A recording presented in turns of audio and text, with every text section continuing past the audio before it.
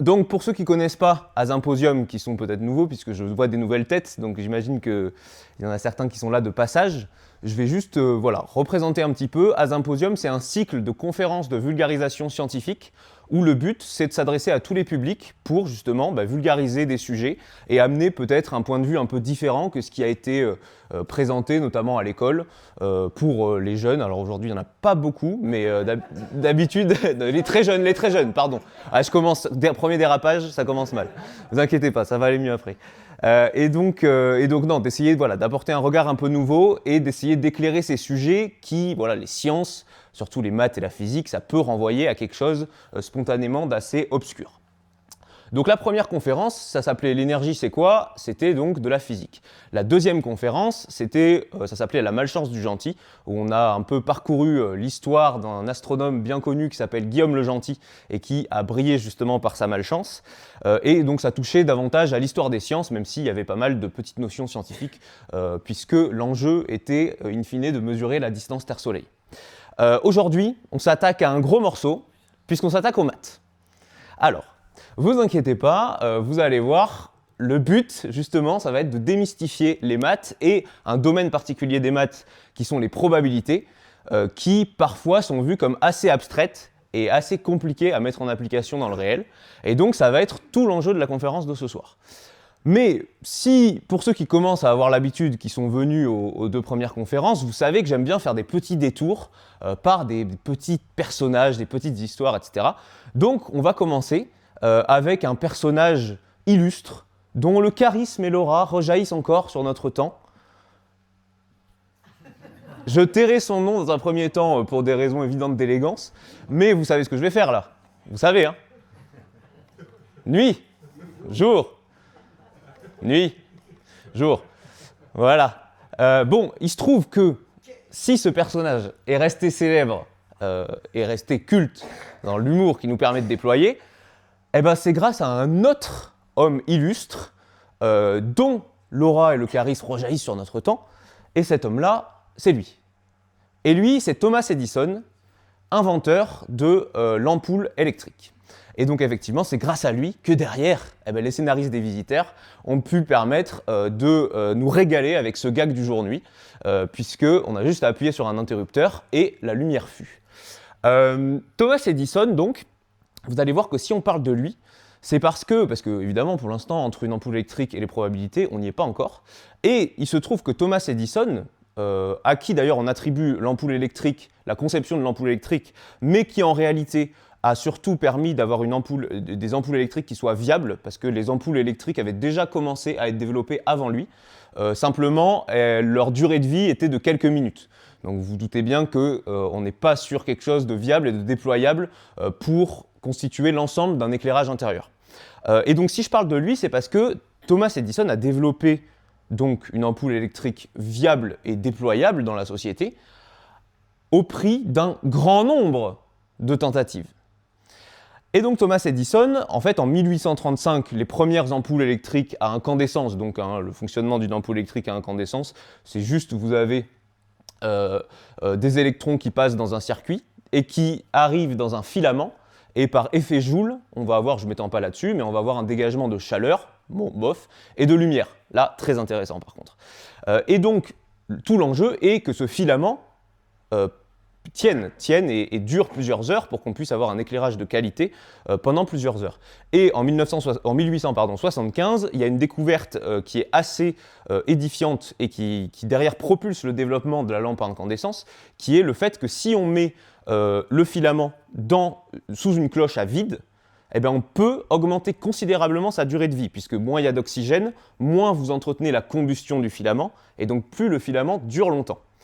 Donc ça va être une découverte qui va permettre derrière à Thomas Edison de se dire, bon, il se trouve que je veux développer cette lampe à incandescence, aujourd'hui la durée de vie est trop faible, et lui il est persuadé que ça tient au fait qu'on n'utilise pas le bon matériau pour faire le filament. À l'époque, les premiers filaments, c'était pas mal en titane, des choses comme ça, et ça marchait assez mal.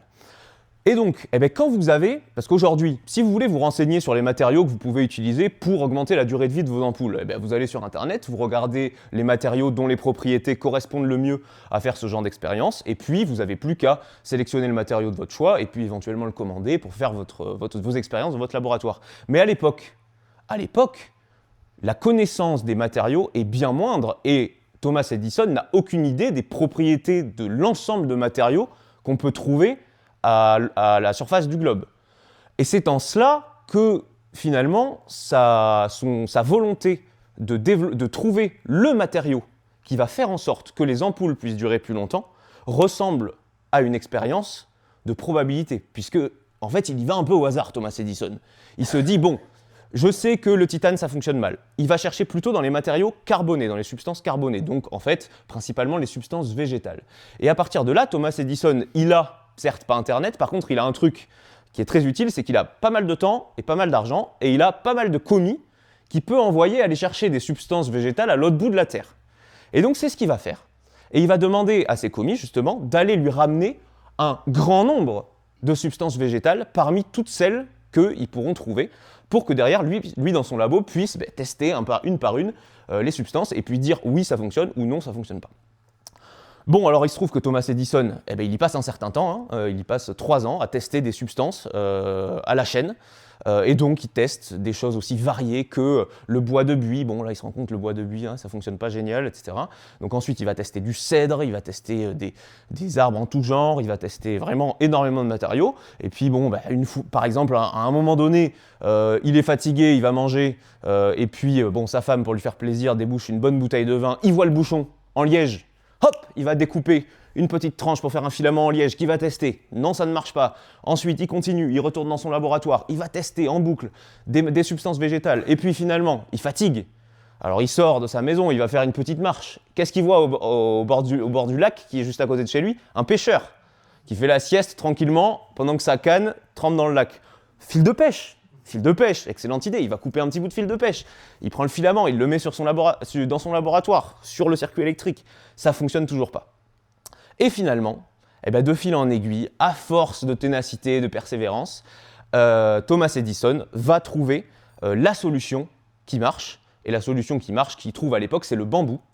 Et le bambou lui permet d'avoir des lampes qui tiennent plusieurs heures, voire après ajustement sur le circuit plusieurs jours. Et donc finalement, c'est pour cela qu'on lui attribue la paternité de la lampe à incandescence. Aujourd'hui, les lampes à incandescence, même si elles ont été un peu rendues obsolètes par les LED, mais aujourd'hui, elles fonctionnent avec du tungstène. Voilà. Et où je veux en venir avec cette histoire finalement? Je veux en venir au fait que Thomas Edison vous dit lui-même que je n'ai pas échoué des milliers de fois, j'ai réussi des milliers de tentatives qui n'ont pas réussi. Alors, pour ceux qui étaient là pour Guillaume le Gentil, vous voyez peut-être que Guillaume le Gentil et Thomas Edison partagent cette capacité à faire de leurs échecs des très élégants camouflages pour les transformer en réussite. Ça, c'est quand même une caractéristique commune aux deux. Et donc, qu'est-ce que veut dire Thomas Edison avec ça? Il veut dire qu'en fait, c'est grâce à ces milliers de tentatives qui ont échoué qu'il a fini par trouver le bon matériau.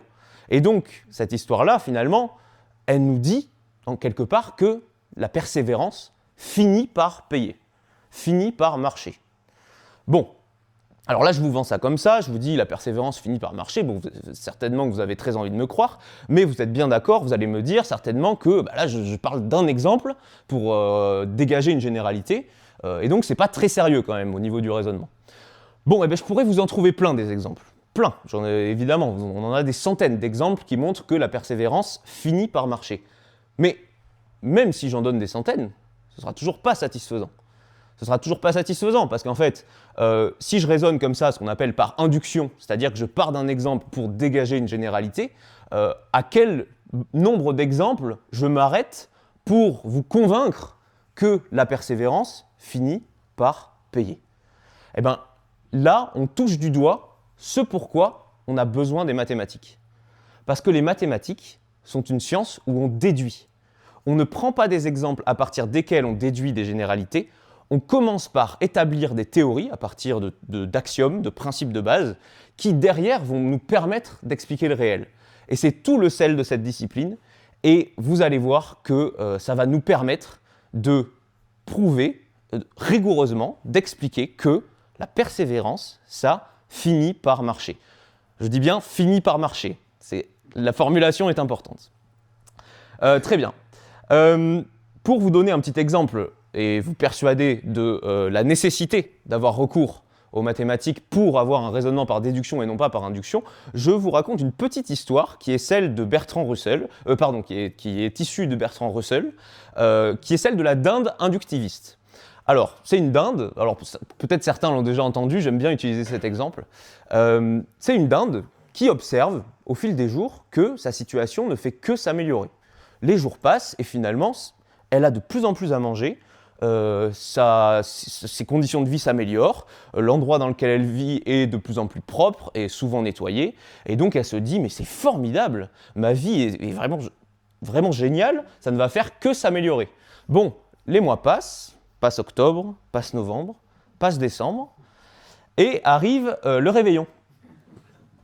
Vous savez ce qui se passe, vous savez comment finit cette histoire, et c'est un excellent exemple qui nous montre à quel point ce raisonnement par induction est fallacieux et donc peut nous mener à des conclusions erronées. Et donc ce que je vous propose, c'est qu'aujourd'hui, on aille rigoureusement par un raisonnement justement mathématique, et c'est en ça que les mathématiques nous permettent de saisir l'essence du monde, justement sans se laisser tromper par les apparences, eh bien on va voir pourquoi cette loi des grands nombres nous éclaire sur un certain nombre de points, et en particulier permet d'expliquer que l'Empire romain contrôlait l'ensemble du bassin méditerranéen, que nous pouvons appuyer sur un interrupteur pour faire jaillir en un instant la lumière grâce à Thomas Edison, ou pourquoi est-ce que vous avez en permanence des numéros de démarchage téléphonique qui vous appellent pour vous vendre, là vous insérez votre bourreau favori, et pour vous vendre des choses, et malgré le fait que vous leur expliquez vous essayez de leur demander, de les implorer de renoncer à ce harcèlement,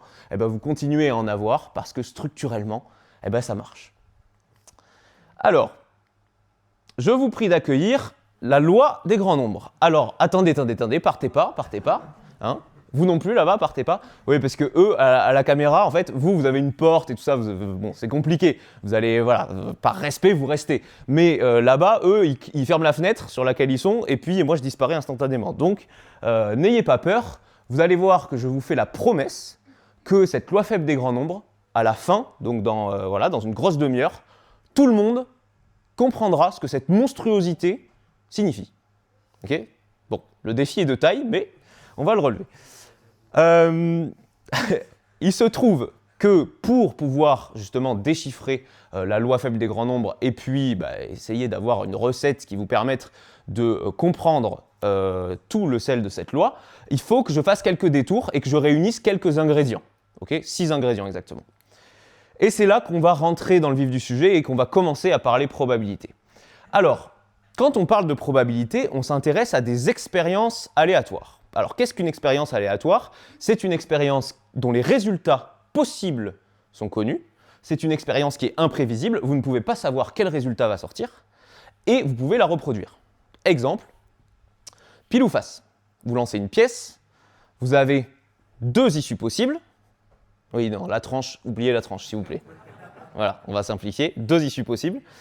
Vous pouvez la reproduire, elle est imprévisible. Hein, on va considérer que si vous la lancez suffisamment haut et que, ou hors génie qui calculerait la trajectoire de la pièce, l'expérience est imprévisible. Et puis, si on garde un nombre de fois raisonnable et qu'on néglige la tendinite du doigt, vous pouvez la reproduire un peu autant de fois que vous voulez, cette expérience. C'est donc une expérience probabiliste. Deuxième exemple, vous jetez un dé à 6 faces, c'est une expérience probabiliste, pour peu que le dé soit équilibré. C'est pour ça, voilà, dans les exercices de proba, on dit toujours un dé équilibré, parce qu'on considère que chaque face a autant de chances de se révéler. Et puis, Thomas Edison, quoi, dans son laboratoire, qui à chaque nouveau matériau, va regarder si, succès ou échec. Là, pareil, 2 issues. Alors, je simplifie un peu, parce qu'effectivement, il peut y avoir des échecs partiels, des succès partiels, etc. Bon, pour aujourd'hui, on va faire l'hypothèse qu'on a 2 issues possibles, échec, succès, avec une certaine probabilité du succès, mais j'y reviendrai.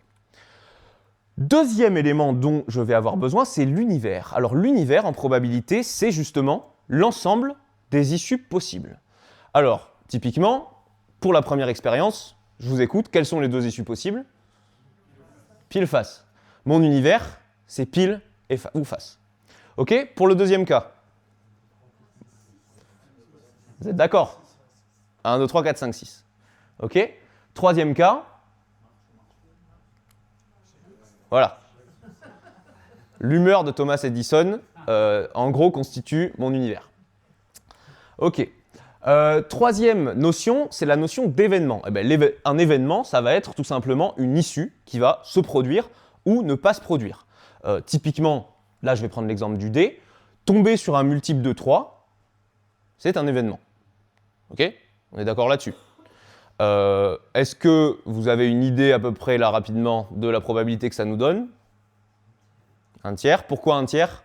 Juste rapidement. Parce que vous allez calculer le nombre de cas dans lequel votre événement est satisfait et vous divisez par le nombre de cas possibles. Okay? Et donc ça vous donne 2, puisque les multiples de 3 qu'on peut avoir au dé sont 3 et 6. Et donc ça vous fait 2 cas sur 6 possibles. Et 2 sur 6. Qui est perdu? Ok, c'est bon. C'est bon? Personne n'est perdu. C'est important, hein, voilà, parce que le but c'est de prendre de l'élan.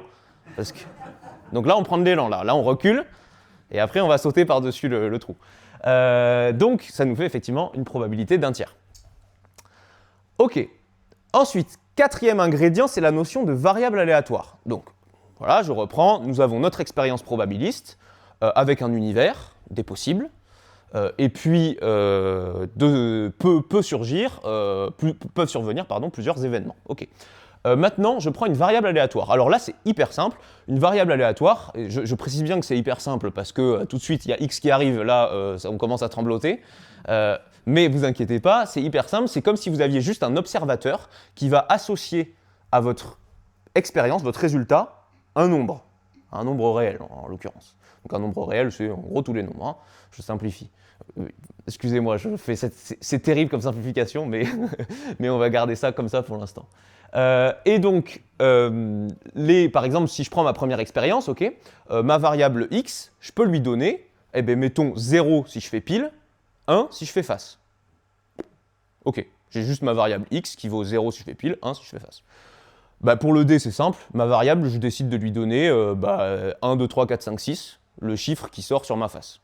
Okay. Et puis pour l'ampoule, donc c'est-à-dire, après, voilà, vous avez compris, hein, j'ai pris l'exemple de Thomas Edison, mais vous remplacez ça par n'importe quelle expérience où il y a un échec et un succès, où vous voulez arriver à un objectif et vous pouvez le réussir ou le rater.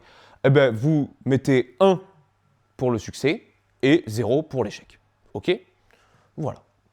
Et ensuite, mon cinquième ingrédient auquel on arrive, c'est la loi de probabilité, parce que cette variable-là, x, ok, c'est bon? Mamie, les sourcils, c'est bon? Non, et donc cette variable, x, vous allez derrière pouvoir évaluer la probabilité que cette variable vaille un certain nombre ou un autre. En gros, une loi de probabilité, c'est comment se distribuent les probabilités sur mes issues possibles, mes valeurs de variables possibles. Okay, donc, dans le cas de la pièce, j'ai un demi et un demi. Dans le cas du dé, toutes mes issues, 1, 2, 3, 4, 5, 6, probabilité de 1 sixième. Et dans le cas de mon échec ou de mon succès, là je décide de prendre un nombre P qui vaut n'importe quoi entre 0 et 1. J'exclus 0 et 1 parce que vous avez compris, 0 ça voudrait dire que j'ai aucune chance de réussir et 1 ça veut dire que je réussis à tous les coups, donc pas intéressant. Je prends n'importe quel nombre entre ces deux chiffres, entre ces deux bornes, je l'appelle P. Et j'ai ma probabilité de mon succès que je dis c'est P. Et donc, vous l'avez peut-être compris, la probabilité de l'échec, c'est de fait 1 moins P. Hein? Ok? C'est bon? Ok. Super. On passe au dernier ingrédient. Le dernier ingrédient, c'est la notion d'espérance. Alors, la notion d'espérance, c'est quoi? C'est en gros ce que vous pouvez espérer, hein, c'est pour ça que ça s'appelle comme ça, de votre expérience, c'est-à-dire le résultat moyen sur lequel vous allez tomber. C'est pas la définition rigoureuse, c'est une manière intuitive de le comprendre. Votre espérance, par exemple, pour le pile ou face, quel est le score moyen que vous pouvez espérer si je dis que pile c'est 1 et que face c'est 0? À votre avis? 0,5. OK? Parce que OK? Dans la moitié des cas, je tombe sur pile.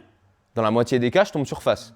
Donc légitimement, je peux me dire, bon, si je dois faire un pari sur un jet de pièces, bon, ben, je vais me dire, ça va être 0,5, en gros. Voilà. Sur mon dé.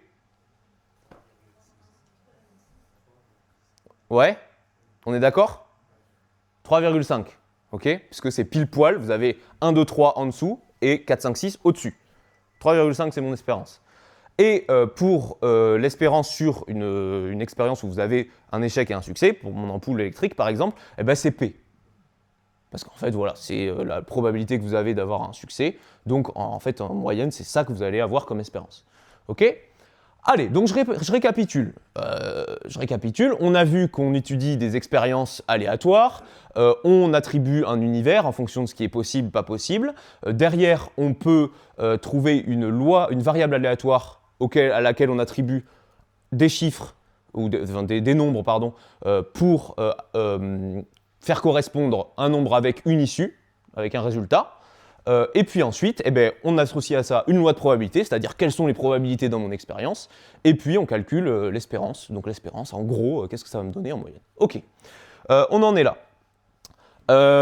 Maintenant, si je vous prends plusieurs expériences pour vous parler un petit peu de cette fameuse, ce qu'on appelle, ah oui pardon, j'ai oublié de le dire, quand on cherche à étudier un échec ou un succès, voilà, une expérience probabiliste qui va résulter soit un échec ou un succès, on dit qu'elle suit une loi de Bernoulli.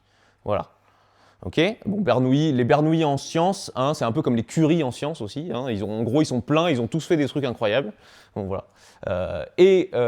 Donc, par exemple, vous avez 3 expériences probabilistes échec-succès, vous avez Thomas Edison qui va chercher son bout de fil de pêche, qui va le mettre dans son laboratoire. Vous avez Jules César qui envoie une armée sur la Gaule, okay, et qui va continuer tant que la Gaule ne sera pas romaine. Et vous avez votre démarcheur téléphonique qui va vous appeler et qui va du coup espérer d'avoir un succès, même si ça reste à prouver. Hein. Et maintenant, je vous annonce qu'on est équipé et qu'on va pouvoir s'attaquer au boss final. On a suffisamment d'élan. C'est parti. Donc, on va un petit peu décrypter cette loi des grands nombres avec ce qu'on a vu. Allez, ayez foi en vous, tout le monde va comprendre, je vous le promets. On commence. Première phrase, soit xn, une suite de variables aléatoires réelles. Alors, qu'est-ce que ça veut dire ça? Simplement, ça veut dire qu'en gros, je prends mes variables aléatoires qui correspondent à mon expérience échec ou succès, et j'en mets plein. Parce que mon expérience, je vais la faire plein de fois. Et à chaque fois, eh bien, x1, ce sera le résultat de l'expérience 1, x2 de l'expérience 2, x3 de l'expérience 3, ainsi de suite. Okay, et à chaque fois, je vais dire que mon x, c'est bon? Ok, que mon x, il vaut 0 si j'ai raté, que mon x, il vaut 1 si j'ai réussi. Okay, donc j'ai réussi la première, j'ai raté la première fois, 0. J'ai raté la deuxième fois, x2 égale 0. J'ai réussi la troisième fois, x3 égale par exemple 1. Okay, voilà, c'est pour ça qu'on va poser xn, cette suite de variables aléatoires.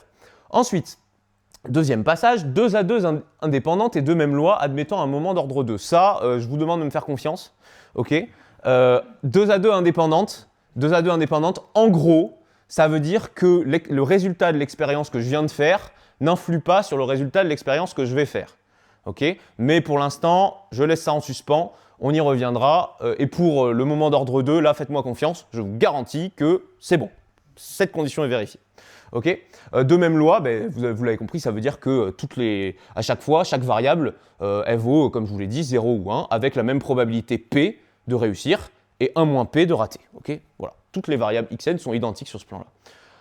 Allez, on rentre sur cette ligne-là qui certainement vous fait le plus peur.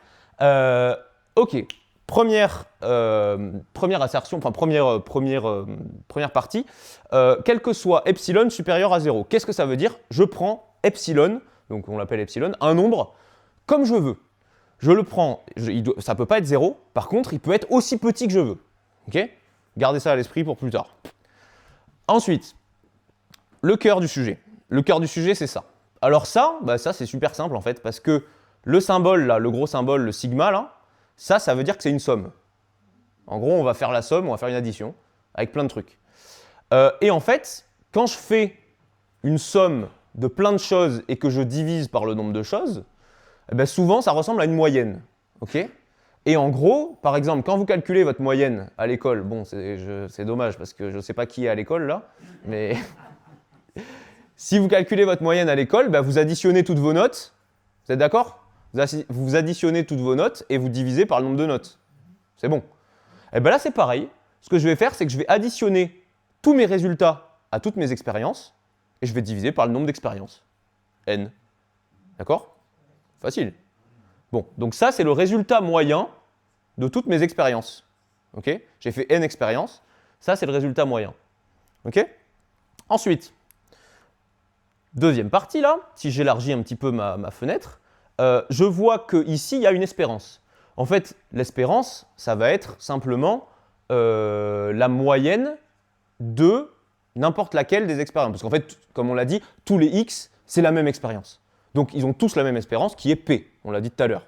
C'est ma probabilité d'avoir un succès ou un échec. Et autour, qu'est-ce que vous voyez? Vous voyez qu'on fait une soustraction avec deux trucs, là, deux grandes barres verticales, ça s'appelle une valeur absolue.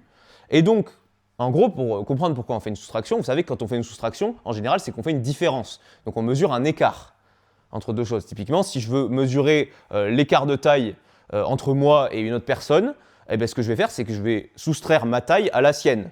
Okay, sauf que si je soustrais ma taille à quelqu'un de plus petit que moi, eh bien, en fait, oui, ça existe. Si je soustrais ma taille à quelqu'un de plus petit que moi, le problème, c'est que je vais avoir une valeur négative. Bon, je ne veux pas de valeur négative, donc je mets deux grandes barres qui me virent le signe moins. C'est aussi simple que ça, ok? Vous faites un écart, vous mesurez l'écart, et ces deux grandes barres vous assurent que vous n'aurez pas un truc avec un signe moins devant, qui nous gênerait. Ok. Donc en gros, si je reprends, bah là, je mesure juste l'écart entre la moyenne de toutes mes expériences et la moyenne que j'attendais. Puisqu'en fait, l'espérance, c'est ça. C'est la moyenne à laquelle je m'attendais. C'est la moyenne que je pouvais espérer. Okay, donc je regarde en fait l'écart entre la théorie et la pratique. Tout bêtement. J'élargis encore un peu. Qu'est-ce qu'on va regarder ici? Eh bien, on va regarder si cet écart-là, il est supérieur ou égal à epsilon. Je vous l'ai dit tout à l'heure, epsilon, je fais ce que je veux. Je prends le truc le plus petit que je veux. Okay, donc, ça, en fait, ce que ça signifie, c'est que, parce qu'après, vous avez vu qu'il y a la probabilité là, donc en fait, ça, c'est un événement. Ça, c'est un truc qui peut se produire ou pas se produire. Mon écart, il peut être plus grand que epsilon, et il peut être plus petit que epsilon. Okay, sauf que epsilon, je le prends aussi petit que je veux. Donc, en fait, ce que je vais regarder là, c'est si, en gros, ma moyenne réelle est à peu près égale, très proche, de la moyenne que j'espérais. Okay, et ensuite, c'est simple, parce que là, vous prenez la probabilité de ça. Est-ce que vous regardez la limite quand n tend vers l'infini? Ça, je simplifie. En gros, vous dites que n, il est très grand. Et ce que vous observez là, c'est que cette loi nous dit que quand n devient très grand, eh ben, en gros, la probabilité que ma moyenne réelle, donc c'est-à-dire la moyenne de mes expériences, ne soit pas infiniment proche de ce que j'espérais, c'est 0. Donc il est impossible, en gros, que si je fais suffisamment d'expériences, j'ai une moyenne qui soit différente de ce que j'attendais. En gros, si je fais suffisamment d'expériences, j'aurai ce que je veux, ce à quoi je m'attends. Traduction. Au bout d'un certain nombre de tentatives, la moyenne des résultats est très proche de l'espérance. Ok ? Au bout d'un certain nombre de tentatives, la moyenne des résultats des tentatives n'est pas nulle. Okay, puisque c'est très proche de l'espérance. L'espérance, je l'ai dit, c'est un truc qui, c'est P. P, c'est pas 0. Et j'ai dit qu'avec epsilon, je pouvais m'approcher le plus possible de mon P. Okay, donc en fait, je peux garantir que ce truc-là, c'est pas 0. Mais si c'est pas 0, ça veut dire qu'il y a au moins une des expériences qui a réussi. On est d'accord ? L'une des tentatives a une valeur non nulle. Parce que si toutes les expériences avaient échoué, eh bien tout vaudrait 0, et 0 plus 0 plus 0 plus 0, vous vous doutez, ça fait 0. J'ai dit que cette loi nous disait que ça ne faisait pas 0. Donc, l'une des tentatives a une valeur non nulle. Donc, traduction, la lumière s'allume. Donc, l'Empire romain finit par conquérir la Gaule. Et donc, Et donc, dans le troisième cas, ben oui, les boîtes qui vous font du démarchage téléphonique, elles continuent à vous en faire parce que ça marche. Donc, la persévérance, finalement, eh ben, ça finit par payer. Et là, on vient de mathématiquement comprendre pourquoi la persévérance, ça finit par payer. Bon, et là, normalement, si vous suivez, il y a un truc qui vous gêne là. Parce qu'il y a un moment donné, je vous ai entourloupé quand même. Bah ouais, vous m'avez fait confiance, non? À un moment donné. Eh oui, oui, l'histoire d'indépendance là, vous vous souvenez de ça? Quand j'ai dit 2 à 2 indépendantes, ouais, vous inquiétez pas, c'est bon, elles sont indépendantes, en gros, faites-moi confiance. Bon, très bien, on va examiner ça d'un peu plus près maintenant. Je vous ai dit tout à l'heure que quand je disais que les variables étaient 2 à 2 indépendantes, ça revenait à supposer en gros que l'expérience, que l'essai, la tentative que je vais faire n'est pas influencée par la tentative que je viens de faire. Ok? Mais en vrai, bah on apprend de nos erreurs, non? Donc en fait, elles ne sont pas indépendantes, les variables. Mais en fait, est-ce que c'est gênant?